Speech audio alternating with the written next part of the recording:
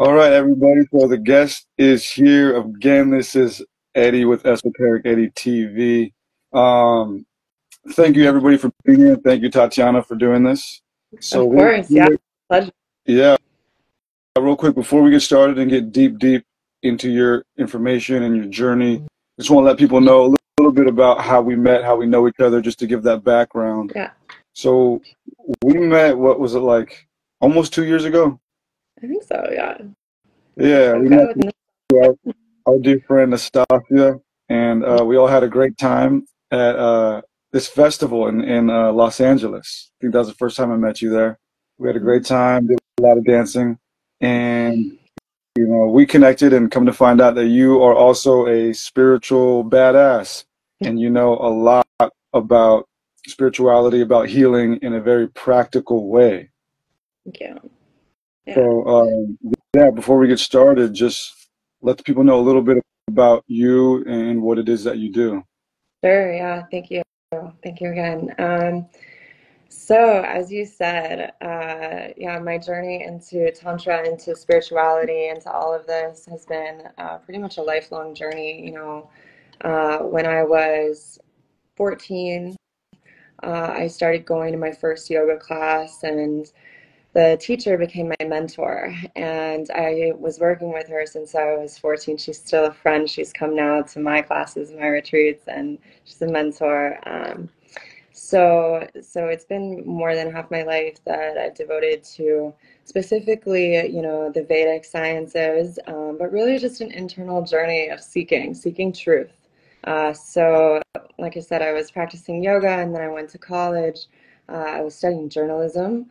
Again, seeking truth. I know that you don't probably associate journalism with that anymore, but yeah, it gave me some insight because I started working in the news and realizing how much of everything that we were taught is really just syndicated and written and some conditioning and fear-based. But simultaneously, I was also studying yoga, and I became a yoga teacher and started diving deeper into some of the practices that really made it impossible for me to say that this world is just physical. It was clear to me that there's metaphysical elements that are at play. And so after I got my journalism degree, I basically, said, fuck the news and started teaching yoga. And I actually started writing as well for a science institute. So I was still seeking truth, and I thought, okay, science. Let me understand some of the truth alongside my spiritual understandings of yoga, which is, not just the physical practice. I was diving into the 8 limbs of yoga, really trying to live my life according to these 8 limbs, including the first 5 yamas, which people completely forget about. And yeah, there's basically a prescription for how to live life if you're seeking mm, to find, we could say truth, but they call it enlightenment, samadhi, whatever, different traditions have words for it, but it's self-realization. And so as I'm diving into this path, I'm simultaneously doing yoga and learning about science. I decided to get my graduate degree. I was working in a metabolomics lab under a biochemist, so understanding both the physicality of the world and continuing my spiritual delving. I kind of weaved it together. I convinced my mentor to fund a study on yoga. So I used that time during my graduate degree to do literature review on the basis of yoga, kind of where all of this stuff began. And I gleaned a lot of information. I started up this study, and then COVID hit and my study got defunded. So Wow. I thought, okay, I can't do this anymore. I really wanted to just, be teaching yoga and really diving deeper into that path. But, I still needed to make a living, and I moved to California, and that's where we met. I was working actually in clinical trials. I had the intuition to get a master's degree in public health in 2019, right before the biggest public health crisis that Yeah. has happened. And um, yeah, it was also very informative for me to understand the background of what's happening in clinical trials, and yeah, just have some insight so that when some of those mandates came around, I had the drive to say, I think I'm going to resign instead of be mandated. And so that really took me into, okay, I'm going to start running my own retreats. I need to get out of the system. I need to really fully devote myself to more of this spiritual path. And I haven't even said the word tantra yet, but the the fact of the matter is all tantrikas are also yogis, because it's impossible to take those two things apart. So um yeah, so Jesus. Yeah. Well, let's pause there for a second. Let's pause there for a second because you said a lot right there that I want to touch on. So you were going to school to be a journalist, and at the same time you were studying yoga. What year was this?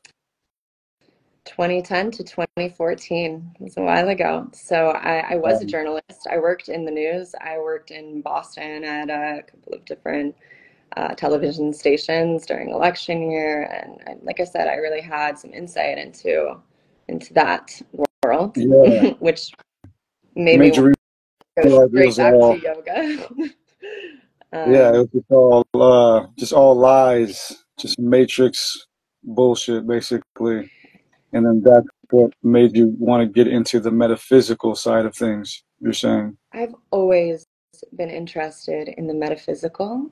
I've always known that there were other things happening than what is seen. Like I've mentioned a little bit about intuition. I've always had a strong ability to predict, to understand potentially what is going to happen before it does. Even if I question myself for a lot of the earlier part of my life, I would question those intuitions. Now I just fully own it. Like I know I'm an oracle. So Hmm. um, Where do you think that comes from? Was that like in your family, or how far back does that go for you?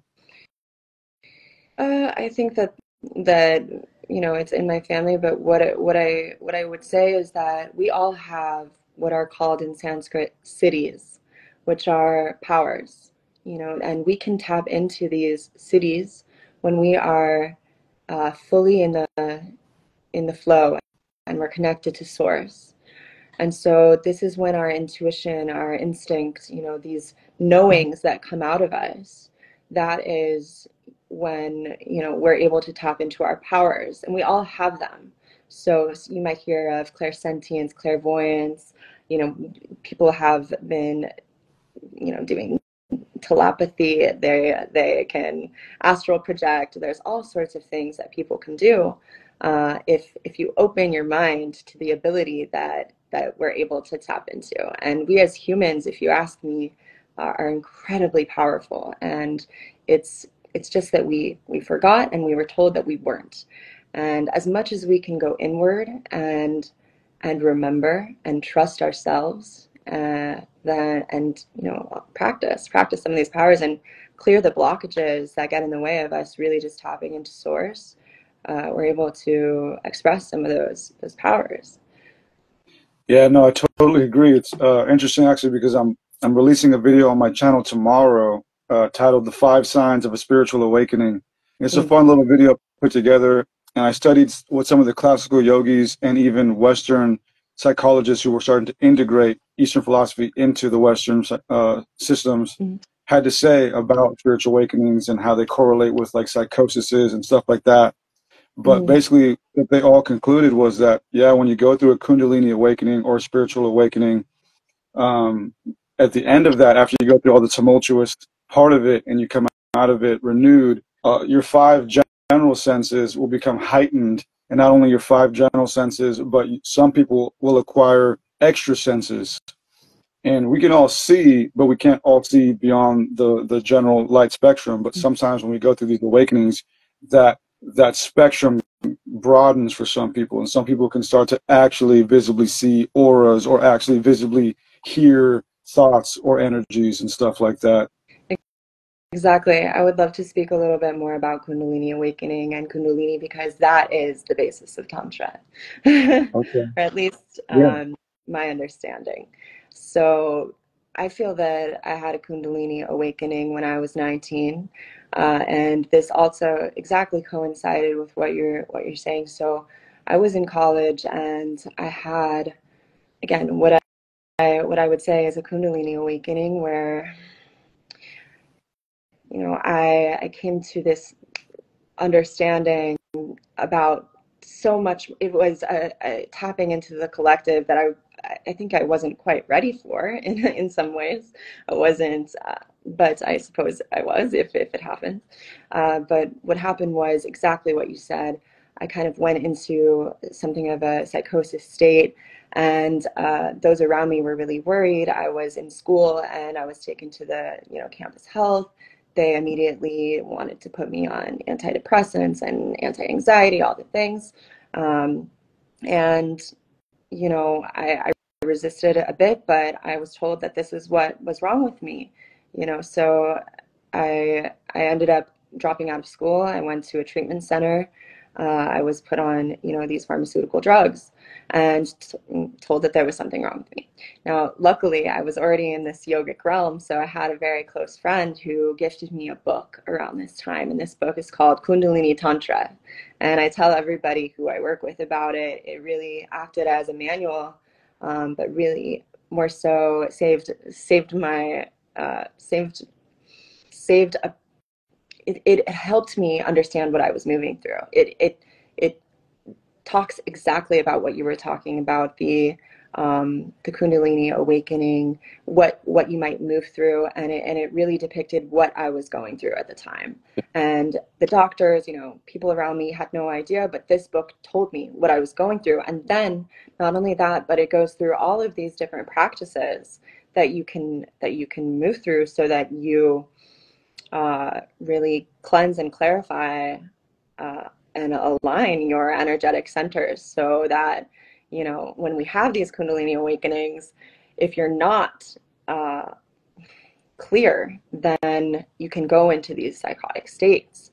And this is a warning that they write about as far as Kundalini awakenings go. And there's so many people right now that are facilitating Kundalini awakening, but there are some dangers to what can occur if you don't have a mentor and a guide to understand how to really direct this energy.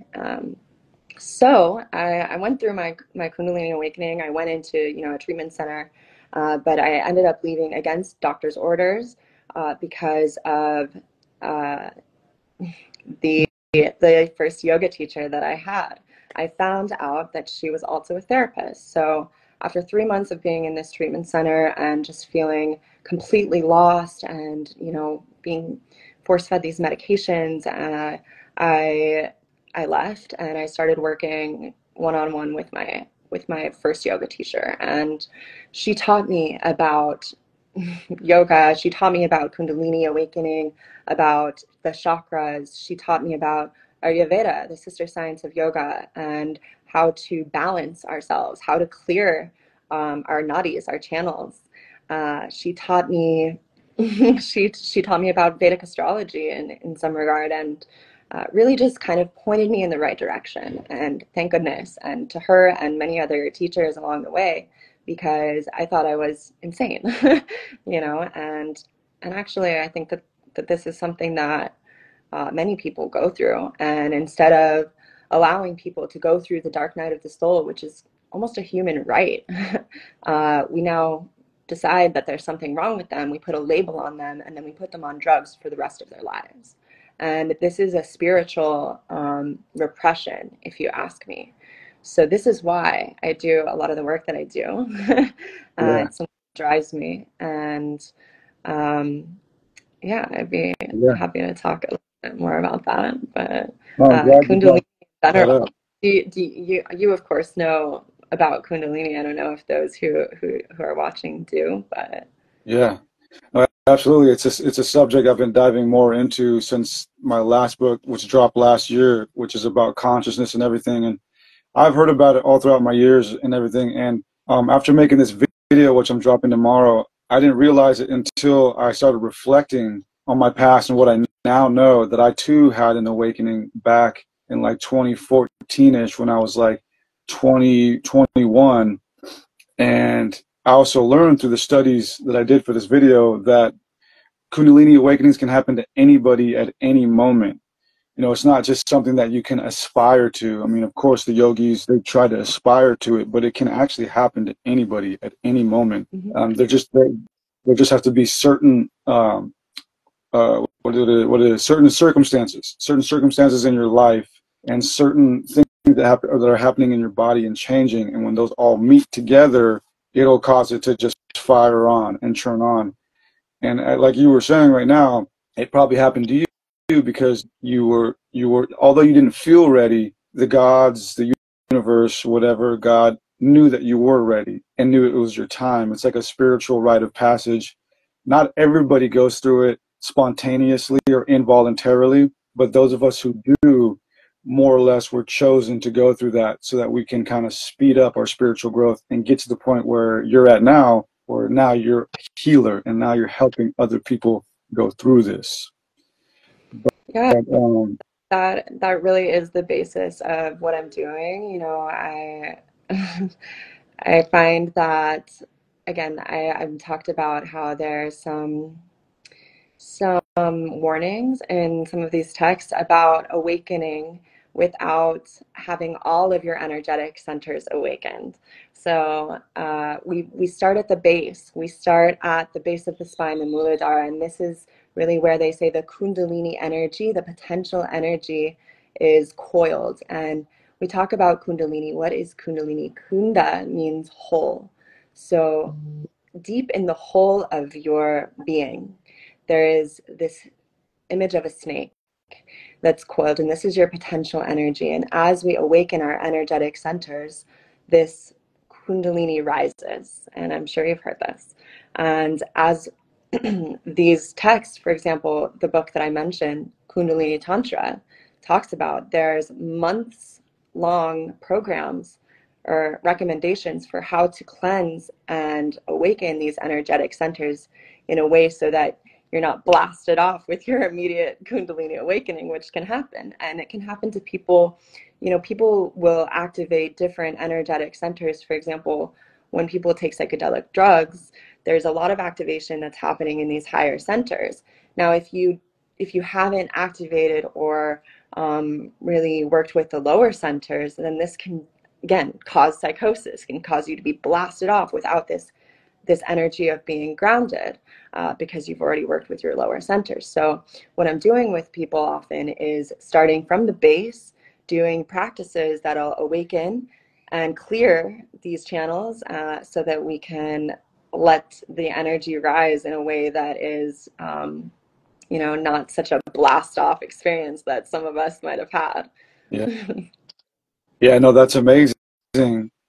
Yeah, like you're saying, it can be very tumultuous, and if you're not ready for it, then you can mistreat yourself, and it can also be misdiagnosed as having a psychosis, which happens a lot of times. And then, as you were saying, people get put on all these drugs.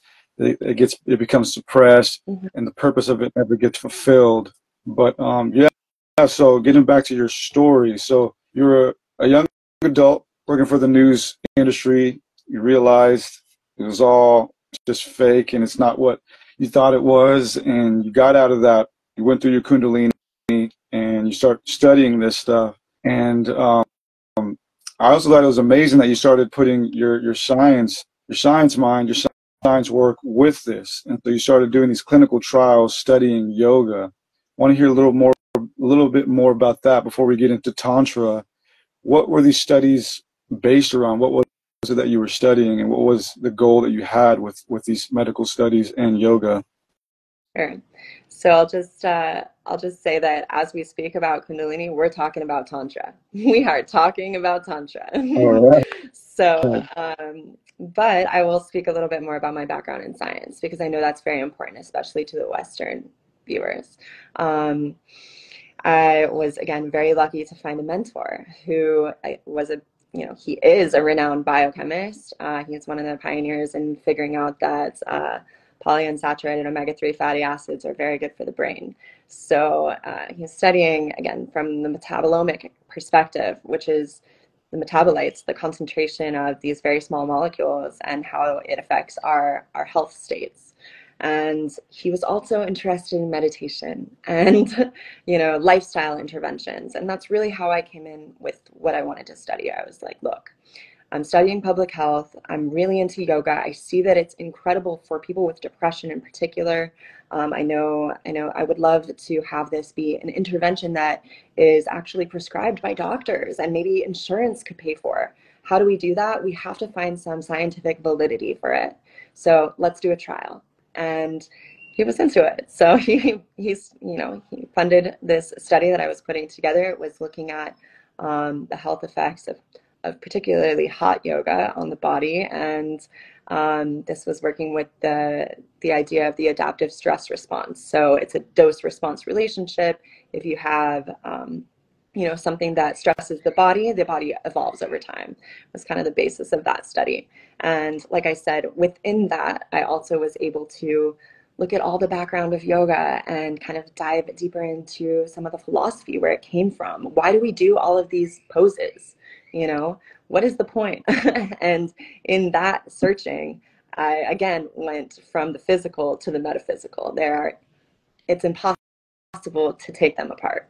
And like I said, we had the study, we got people in, I had the whole thing set up, and then just as it was beginning, COVID started, so we had to shut down some of the study. But what I took from it really was that deep searching into some of the more foundational aspects of what yogic philosophy is and the reason for why we practice yoga. And again, the reason is the eighth limb of yoga, samadhi.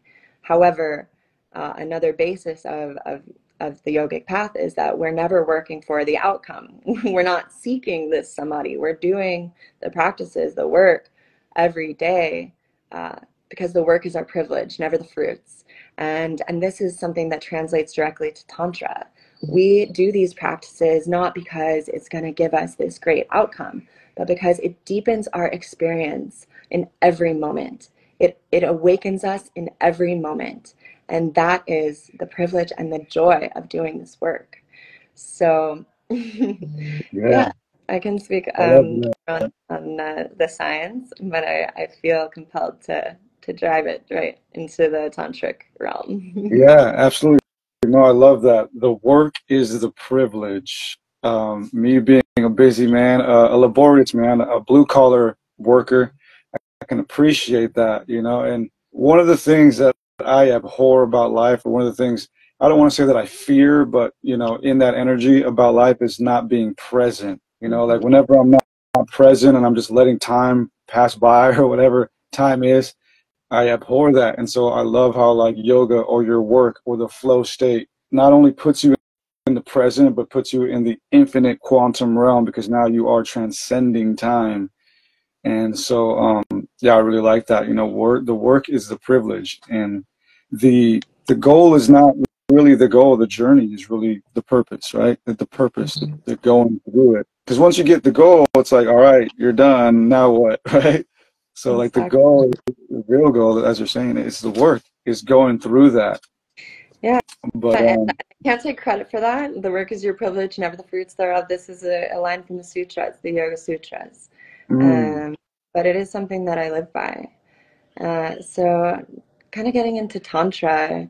Tantra is this word. So many people have different definitions. I love to ask people, what is Tantra? What is Tantra to you? And yeah, my base answer to this question is Tantra is just a framework for attaining awakeness, spiritual enlightenment, self-realization. Tantras were originated, I saw a question here, from the Vedas. So tantras were just teachings. Tantras were teachings and technologies that help us to attain greater consciousness, more awakeness. It is, the word tantra means to weave together. So it's weaving together the physical and the spiritual It's weaving together, all of these practices into our daily life so that our awareness and our consciousness is expanded. Um, so, so when we talk about Tantra, it's an active process. It's not something that you can only read about. And Tantra originally was only passed on orally, and it was always done in secret. So it has kind of this taboo, dark nature around it, especially because now with the neo-tantrics, it's all based around sex and the Kama Sutra, and everyone sees tantra, they think of tantric sex.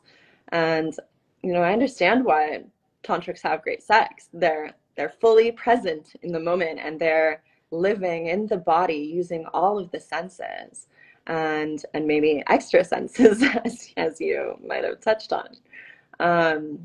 But this is really not the point of tantra. uh, so and again, the point, if there was to be one, it really is just to create more awake awareness in every moment. Um, Yeah.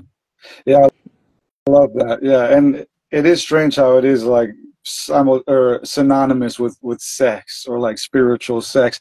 And that's what I thought it was until I started learning about it from certain people such as yourself and other friends. And yeah, it has to do more with, like you're saying, just being in the present.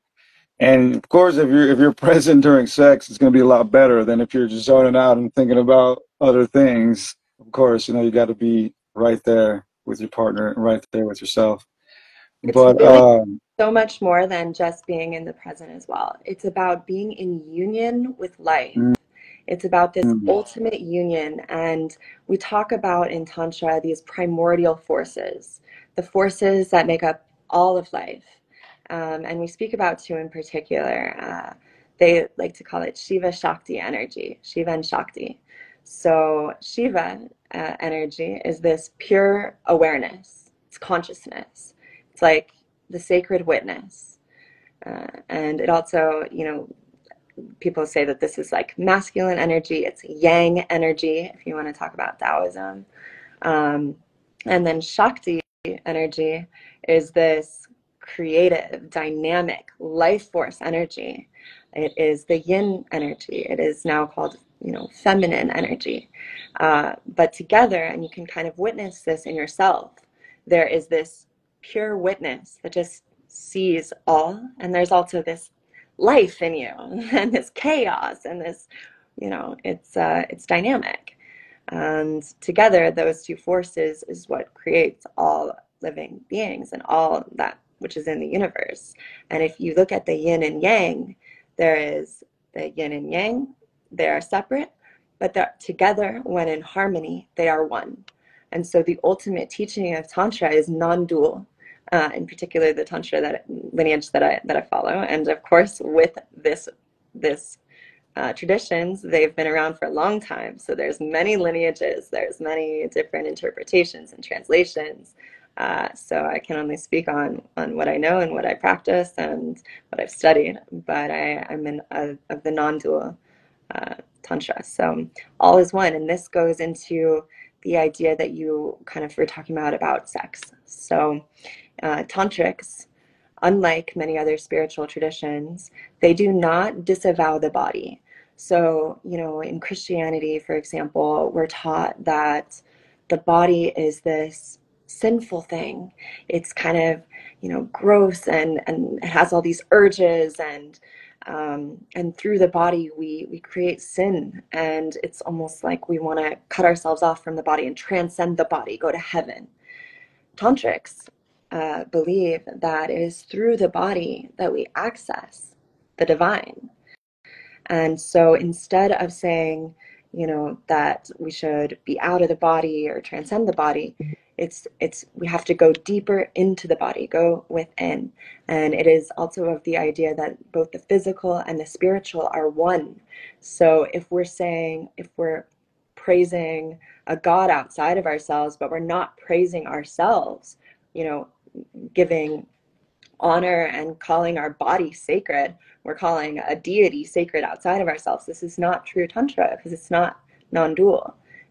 All is sacred, all is divine. including our physical bodies.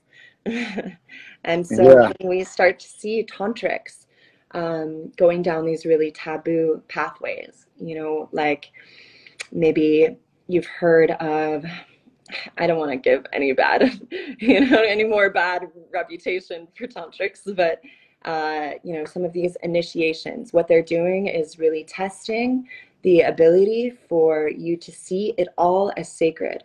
That includes the beautiful and the profane. So they're putting themselves in situations where they're really deconditioning the idea that anything is wrong. Everything is sacred because it's part of this, you know, beautiful thing that we're a part of right now. And when our consciousness is expanded and the awakeness that comes in every moment is the realization of how interconnected and incredibly um, just intricate and magnificent life is in any given moment. So Yeah. Amazing. Yeah, I love that. Yeah, and it of course, like the Christian, the institutional religious systems, they do denounce the body, they denounce the physical aspect of life, but the more mystical sides, at least in this sense, they don't do that. You know, they say we need to utilize it, and I agree. And that's something that I've been starting to realize for myself too through some of my latest work, is that we are here for a reason. We're in this physical world for a reason, and we have a mind and a body. And it's my belief that the Creator intended for us to utilize both of them in unison as a spiritual machine, more or less, because the body is what allows us to toggle ourselves here in this simulation, in this realm, whatever you want to call it. But with the body and the mind together, can we actually activate the purpose and the power of what our Creator intended? And that's exactly why the powers that be, if you will, try to disconnect that connection between the mind and the body, keep the mind distracted, keep the body toxic, so that they both do not connect in unison. But yeah, yeah, powerful stuff for sure. yeah, to So, speak on that idea of like the creator and us, you know, again, this non-dual teaching tells us that we are the creator. The creator and us are one and the same. And, you know, this is similar to some of the religious frameworks of, you know, that the God made us in his image and, you know, that God is within us as well. But it's again that interconnectedness, that weaving together of the body, the mind, all of these energetic centers, when coming together, it creates this ultra powerful human being. And this is our true nature. Our true nature is that we are creators. Creative life force energy runs through us at all times. You know, we have different ways of creating. For example, for men and women, it's slightly different. Men have this penetrative energy. They have to go outside of themselves to create. And women have more of a receptive energy. You know, they can sit back, wait around, and they can still create from within. They don't have to go looking for it. So there's this polar differences. And so in Tantra, we talk a lot about these polarities. Again, the masculine, the feminine, the Shiva Shakti, and how when we're able to be in harmony with them, we're able to expand ourselves. So yeah, yeah, there's some interesting things going on here with, you know, you talked about the powers that be trying to keep us down. The more that our consciousness expands, the more that we can see clearly.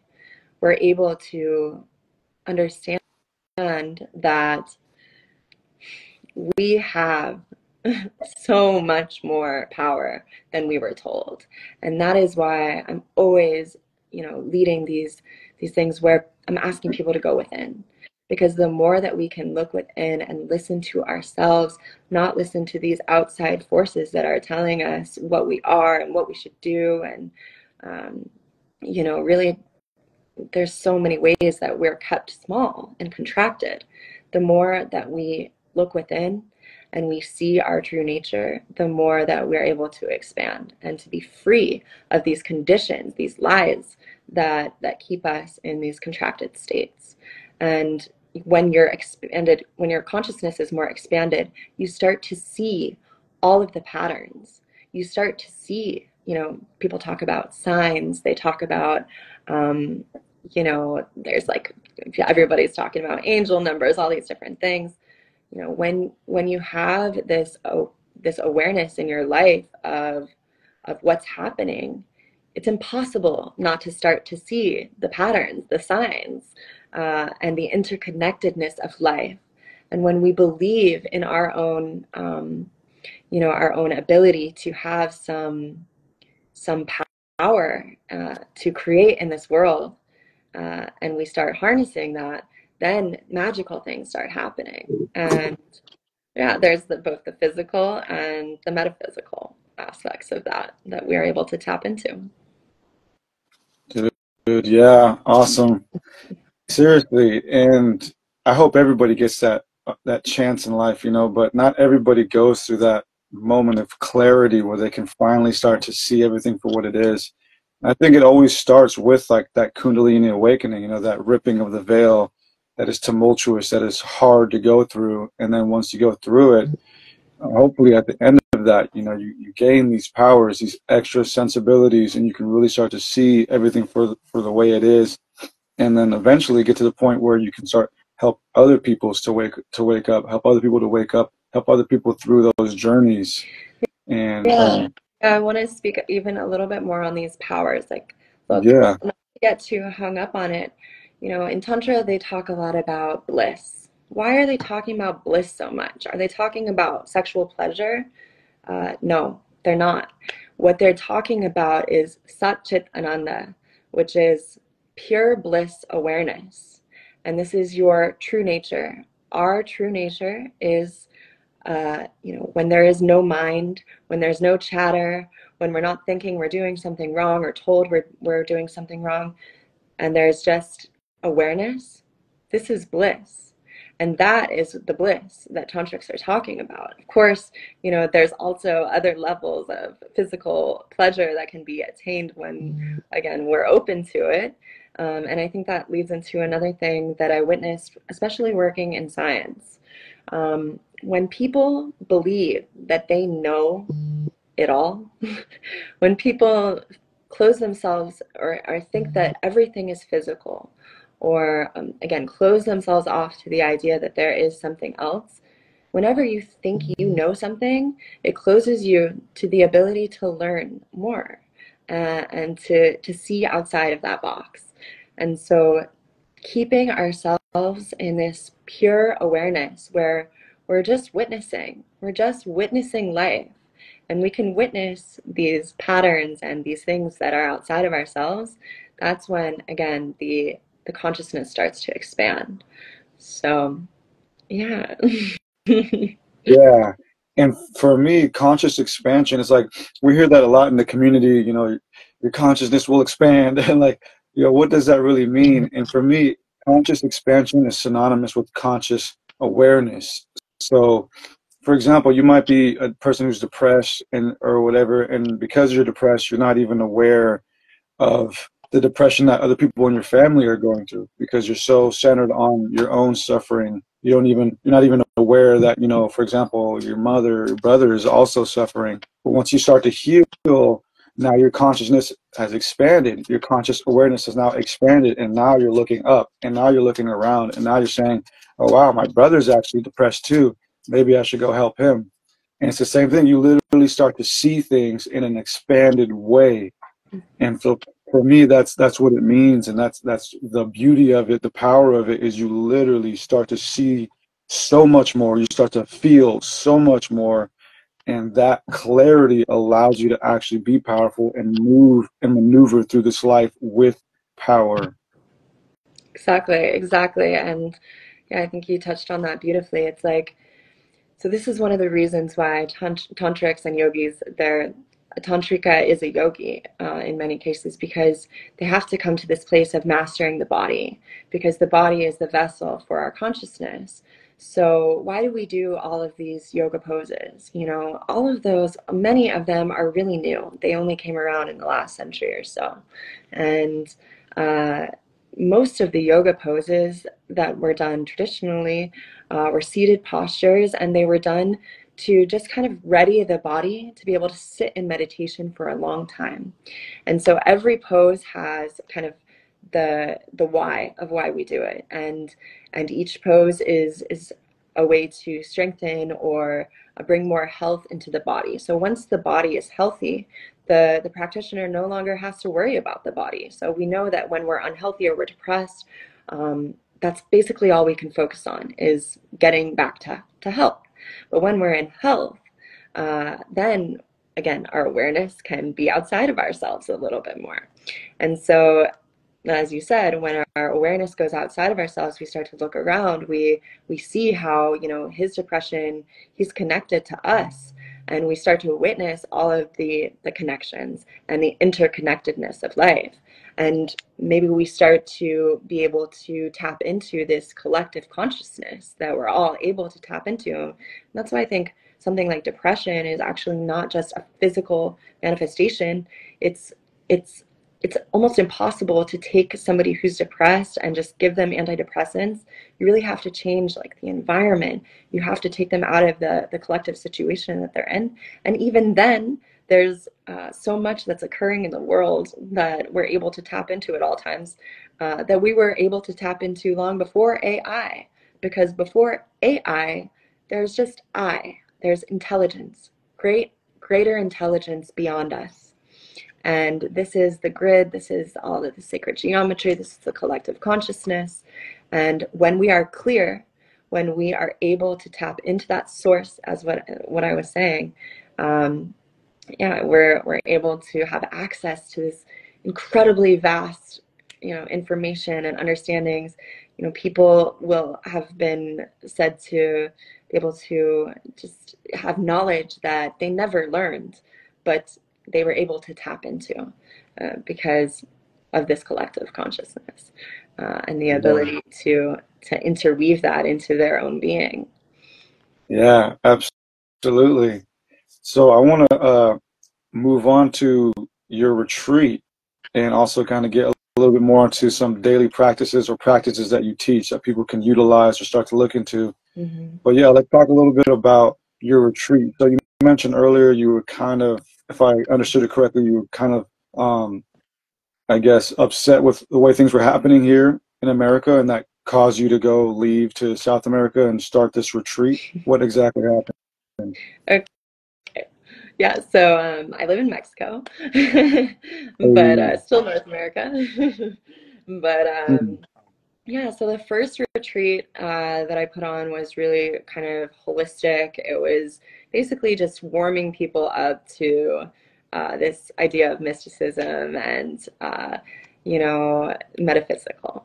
And we did basically bring people into this closed container where we did practices together and, you know, shared some wisdom, just as they have always done, again, in this tantric tradition where it's passed down orally. So you're able to sit, you know, you have someone who's a master and they're sharing information. And so that was kind of the basis of that first retreat. And from there, I've continued. I met my, I would call her my teacher as well, another master who is a tantrika, and she had this desire to start these Kali Tantra retreats. And at the time, I had already been becoming a devotee of Kali.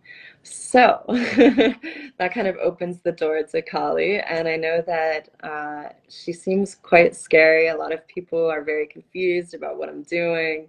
Are you doing deity worship? Are you in a cult? Why is she holding a man's head? She looks terrifying. What the hell is going on? yeah. So, part of Tantra that is, again, different than some of the like more, you know, just delving into like energetic practices or sacred sexuality is that they tie in these wisdom goddesses and gods as well. But Tantra in particular, there's a lot of worship of the goddess. And these wisdom goddesses are called the Mahavidyas. And so I talked about Shakti energy, this feminine dynamic force. And the first embodiment of this force, according to this lineage, is Kali.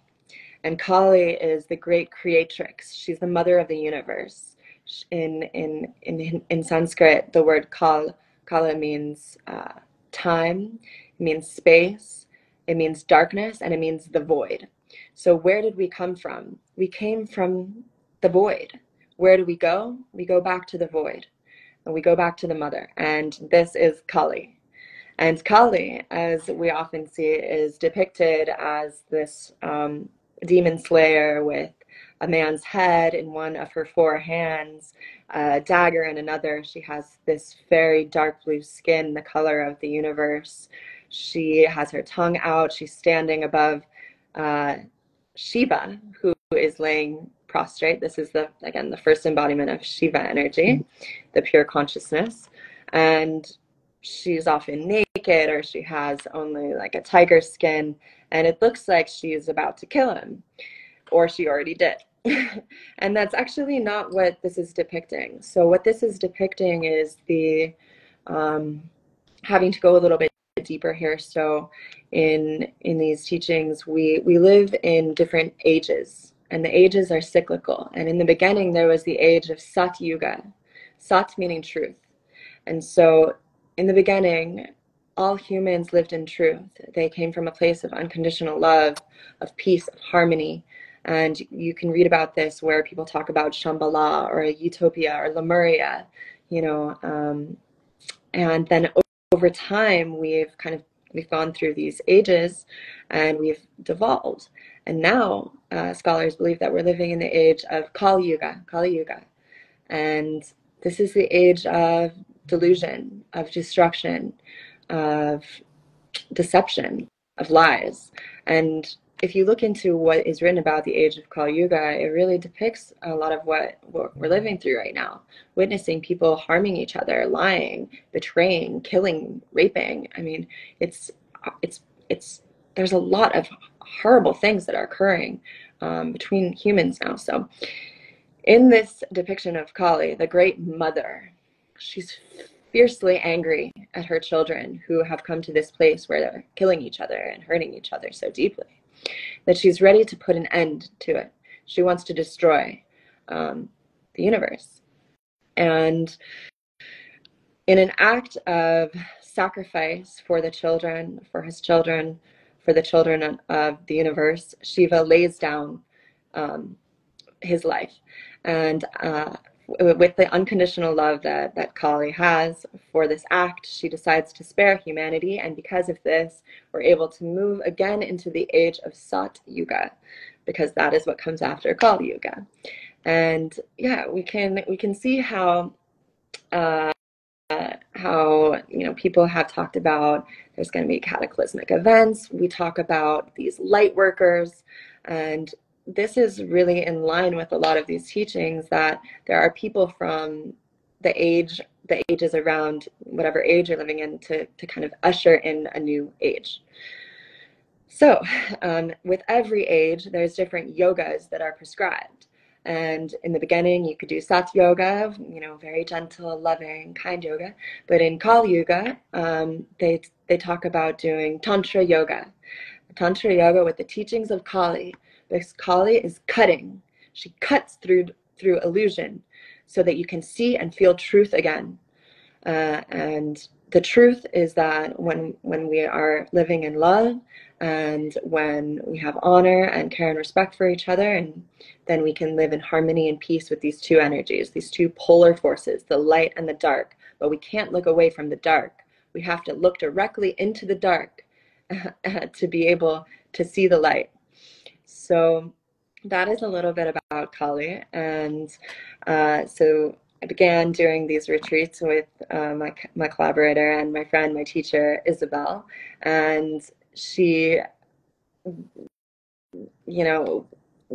has taken some of these teachings from India and again, integrated it with some Neo Tantra. So there is, activations of different energetic centers But the basis of it is working with these polar energies and witnessing in ourselves how we respond and react and what is natural for us. It's very difficult to put into words what we do, Yeah. but there's base practices that anybody can do, and if you ask me, we should be doing on a daily basis to purify. And that purification is what allows us to truly activate ourselves in a balanced way so that our Kundalini can rise and we can come to full awakening. So we set up these retreats, and we bring people in. There's these purification practices. We start with the self. We're always looking at the self first, but then we bring some polarity between the men and the women. We keep them separated at times. We build polarity, and then we start to work with these different masculine and feminine wounds that everybody has. And whatever wounding we have will show how we're responding to the other. And again, very difficult to put into words, because the thing about Tantra is that it's a practice. It's practice. You cannot experience energy. You can't open yourself to be perceptive if you're not, you can't read about it. You have to experience it directly. So, Yeah. yeah, You got to do it. You got to do the work. you have to do the work. You have to do the work. Yeah. So, yeah, Yeah. and so what I'm doing when I work with people one-on-one, and what I do in some of the little longer containers that I hold, is basically just setting some practices in place for people to do this purification work and activation work of their energetic centers. Base work is just starting to feel again. We are very desensitized. And how can we know that energy, subtle energy, exists if we're so desensitized and we only believe that there is physicality in the world? So we have to first sensitize ourselves, and then when we find ourselves sensitized, oh, we're flooded with all these emotions, with these blockages, these wounds, the pain. And how can we touch pure bliss awareness if we have all these thoughts of shame, guilt, worry, fear, the conditioning of what our parents, of what society, of what academic institutions have put in us? So we start to clear all of this away. We start to clear all of the conditioning to get down to who are you at your truest essence. Um, and again, according to these teachings, our true essence is pure bliss. Pure bliss. Yeah.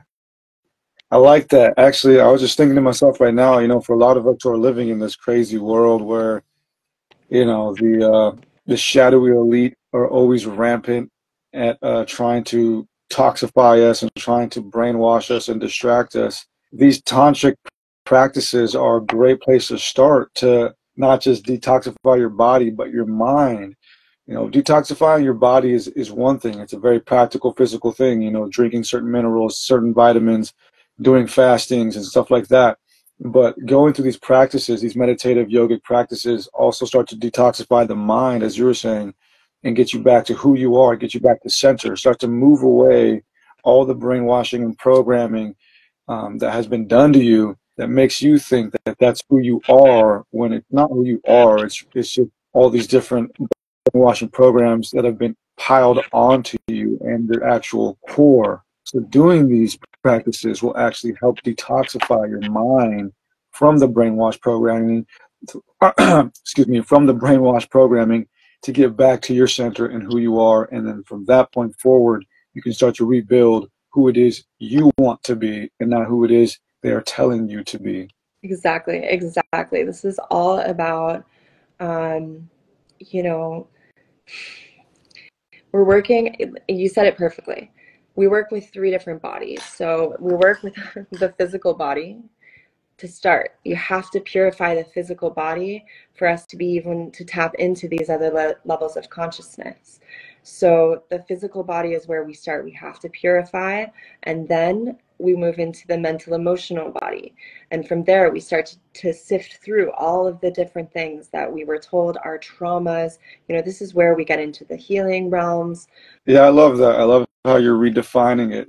As you're saying, it's a tool for ascension. What would you say as just like a simple definition of It's Tantra? a set of tools, teachings, practices that help us weave together the physical and the non-physical, and heighten our awareness first and foremost, so that our consciousness is able to expand. Love it. Yeah. So in before we got cut off again, you were basically explaining to us how to clear our karma and how to detoxify our body and mind so that we can become aware of the subtle body. And then at that point, we can start to actually access the power that Tantra provides for us. Was there anything else you wanted to say on that subject before we move on? I think I was talking about just the karmic body Oh, yeah, and Vedic astrology. you were talking about the planet clusters, old souls and young souls. Mm-hmm. Yeah. Yeah, so what I was basically saying is that those that are older souls, you can tell because their planets are going to be clustered in just a few houses. And what this means is that they've already learned many lives. So in this life, they have more specific focus to where they need to actualize. So, for example, if in this life your planets are clustered in the house of partners or clustered in the house of the unconscious, then that's where you need to focus in this life to become most actualized. um, Yeah. Again, a lot of these concepts are kind of difficult to be conveyed, especially to Oh, like a wide audience, and it takes a little bit of time to go deeper. But I'm happy to go deeper with anybody who's interested, in particularly in Vedic astrology. These are sciences. Tantra is a science. It's an energetic science of alchemy, of how we can basically awaken our energetic centers so that we become this. Mm, when we have the energy, the base energy, the heart energy, the mind energy, all aligned and awakened, we are incredibly powerful. There is very, very we're limitless yeah. in nature as human beings, and this knowledge is what is kept from us, and it is what I try to remind everyone that I work with, and those that do these practices, that go down this path. It's impossible not to start to see the, I don't want to say powers, but the absolute ability of human beings to become masterful creators and co-collaborators with life. Love that. So being an old soul has everything to do with your planet clusters, nothing to do with listening to old jazz records and wearing denim jackets. They might go hand in hand. I'm not sure. I Oh, haven't looked at the studies on that. yeah, for sure. So you're stationed in Mexico, which is I live in, amazing. yeah. It's not necessarily by choice. It was somewhere that I feel magnetized to go. It is a beautiful place to do tantric work because it's so freeing. And why is tantra? We talk about the expansion a lot. It's also about liberation. It's about freeing ourselves from these shackles and bonds of the demons, of the conditioning, and all that keeps us small when we're not fully aligned and activated in all of our energy. Dude, I love that. Um, let's see here. While we start to wrap up, we lost some of the questions, but I do remember some of them. I know somebody asked earlier what they could do to, I think it was clear the energy of Palestine and Israel, something like that. What could they do with Tantra to start clearing some of that fear and sadness? Yeah, this is something that is pertinent to, you know, the times and to all times. There's always been, conflict. There's always been wars. There's been suffering. But what what this work does again is to look inward, so that we can be in any situation. We can see and witness you know, either the most beautiful things in the world, we can experience all the love, and we can also be with all of the pain and all of the sadness, and we can show up in our heart in all of it and stay centered and stay clear and awake with all of it. Because if we shut down, if we close down, if we, you know, say fuck the world, kind of like Kali did right before Shiva laid down, then that just leads to more destruction. It leads to more hate, more of the perpetuating cycle. To break the cycle of pain, delusion, and you know, just hurting each other, is to be awake, is to be aware, and to be in the body and the heart. In the heart, the heart is the altar. The body is the temple, and the heart is the altar. And so the more that we are able to not get carried away into the sadness, not allow ourselves to be broken by the things that we witness in the world, the more that we're able to show up and to be the ones who are the healers, to be the ones that are there to speak clearly to those in power, to hold those who are hurt. And whenever we allow ourselves to go into those cycles of pain, of sadness, then we ourselves are hurting ourselves and allowing it to hurt us, and just again perpetuating the cycle. So the freedom of some of these cycles is what Tantra can help us with. And how do we do that? Again, we don't allow ourselves to be pulled by the urges, by the confines of the body. Really, we find our center, and no matter what is occurring with us, we can always remain awake, aware, and in our heart. And yeah, this is why some of the tantric practices are very you know, they'll put you in situations that are quite uncomfortable. So learning how to be comfortable with the uncomfortable, this is base in Tantra. I love that. Yeah, learn to be comfortable with the uncomfortable. And I'll add to that and say, you know, in today's world, we have access to everything, every conflict going on. So, like, you're being bombarded with all these different conflicts and you're feeling all this intensity. But what can you actually do? You know, I think we need to tune into ourselves and realize that every conflict that's happening in this life on this world isn't for us to go in and be a part of. You know, what can you actually do? What do you actually want to do? If sending some money is all you can do, then send some money. If saying some prayers is all you can do, then send some prayers. But every war that is being fought is not for you to join in on. So whatever you feel called to do, pay attention to that.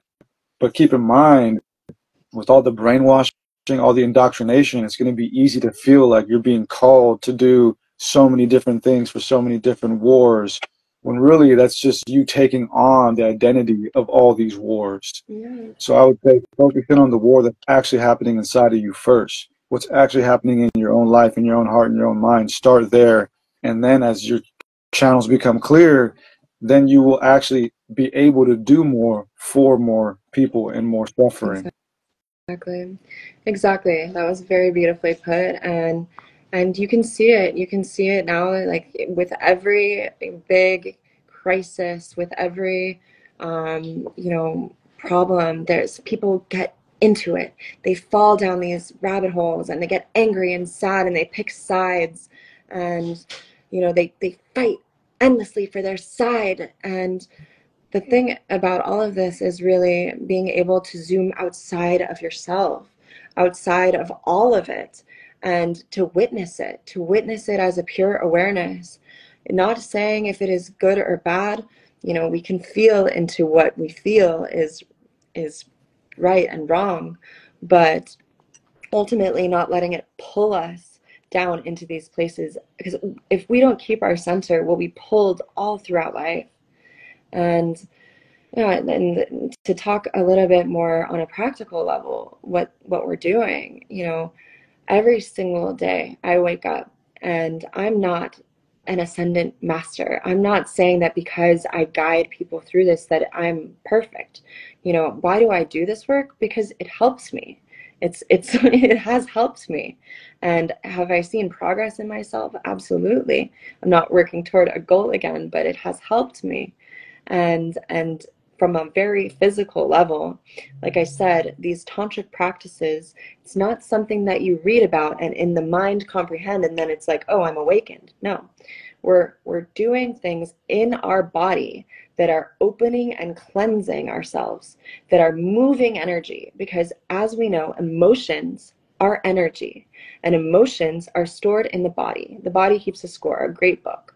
You know, we're finally understanding that this psychological talk therapy isn't necessarily always helping people. What people need to do is move and breathe and scream and dance and kick and, you know, be connected to other human beings. So what are these practices? You know, some of them are very physical. Some of them are very, you know, like they're moving energy in the body, and it's very. Can you please not walk behind me? Thank you. She's moving her body. With the towel. Yeah. No. But yeah, so really like being able to tap into the ability to move energy in our own body, to experience all of these different things and not be moved by it. We can only do that if we're not, you know, on edge. If we're super stressed, you can take it from a day. Like just, you know, it's a regular Monday, you had quite a day. Um, and when you get home, your partner says one thing and it takes you over the edge. You fly off the handle. You know, this maybe never would have happened on the Sunday where you spent the whole day relaxing, da da da. You get home from your spa appointment and your partner says the same thing and you just kind of keep your center. You're like, oh, honey, you know, it's fine. Um, this is exactly what we're talking about. So if you're storing all this repressed emotion, if you're feeling the sadness, the shame, the guilt, all of these things in your body, then you're going to be on edge a lot of the time. And you're not going to be able to hold yourself and your center when you're tested, when you're in uncomfortable situations, when you witness the person that's hurting, instead of crying or starting to like, oh God, it's too, I can't look at it, I can't be with it. No, you're right there. You can be with that person because it's not triggering your own wounds. You know, your wounds are being healed by releasing of this energy over time. Mm, Yeah. And it's amazing. called practice because it doesn't happen overnight. You have to show up. And that's what one of my greatest teachers would say is just show up. Just show up and do some of the work, the practices, and over time, a little bit goes a long way. And you will see. You will see. Yeah. Yeah, I love it. I mean, what I'm hearing basically is like Tantra and all of these spiritual practices, they are a way to live your life. They're not a way for your life to end. You know, No. it's a process. It's a way to live your life, not a way for your life to end. But yeah, Tatiana, we can go on and on and on. There's so much more we could talk about, so much more that we could get into. But we're going to wrap it up here. But before we do, is there anything else you'd like to say to the people and also let them know where they can follow you, find you, and sign up for some practices? Yeah, please. So I think the one thing that I would want to share is just, again, as much as you can tune out all the voices, go out of the mind and back to the body. Your body is incredibly intelligent. You know, when we're able to step out of all of the things that the mind is saying, what feels good, what feels bad, when we're able to just take a deep breath, and that's why we use the breath as an anchor to get back into the body, to deepen our own awareness and experience. As much as you can close your eyes and spend time with yourself, developing your relationship with yourself, and your ability to listen to your own intuition without heeding the advice of those people outside. That is the base layer of this work. And Yeah, to connect with me, I'm happy to connect on Instagram. Tatiana Tantra is where I generally find people. I work with people one on one. Everybody that I work with, I do, slightly different things. It really depends on where you are on this path and what you're seeking. But there's things that everybody can do. I use all of those tools, the frameworks that I talked about, yoga, Ayurveda, Jyotish, Tantra. And yeah, we have retreats. We have retreats coming up. I'm about to launch a 8-week container with a group in San Diego called Honey Temple Collective. We'll be doing 8 weeks online. We'll be going through all the 7 chakras, doing activation practices and some reflection, and then there'll be an in-person immersion, like initiatory tantric experience, day and night. Um, so definitely stay tuned for that if you're interested. But yeah, I'm happy to take any questions and speak with anybody who's interested in diving deeper into this. So please just feel free to message me. Awesome, awesome. Yeah, thank you again, Tatiana, for hanging out with us. Thank you to everybody for rocking with us. This will all be on Instagram, and I'll also compile it and put it on YouTube as well. So everybody follow Tatiana. Get into your tantric power. Yeah, thank you, everybody. Love y'all. Love you, Tatiana. Thank you so much. I think this was such a joy. I love talking to you, and it was great to see you. Thank you for this opportunity. Good to see you, homie. Peace.